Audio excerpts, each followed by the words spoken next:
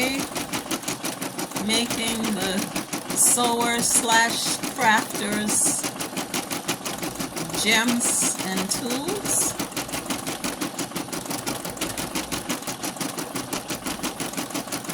Or you might call it the tailor kit if you're looking for it on Z Digitizing.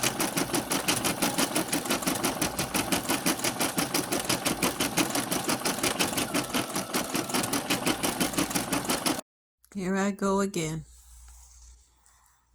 Taking down first a broken needle. Now the machine keeps jamming up. I don't know if it's out of sync. The timing might be off from the jam this morning, but I'm not having a good day. Not with this anyway. But yeah, trying to find out if there's any more thread down in there anywhere. I might have to take off the front here and see if anything's in there as well. But yeah, I didn't show you this part.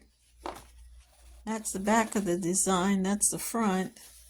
Somewhere along in here it started disagreeing and I had to cut all of that thread to get it loose.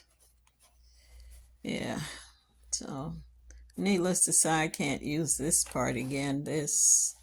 I'll have to find another piece of fabric for this, but you'll be sure to see the video on this when I finish the actual product. Yeah.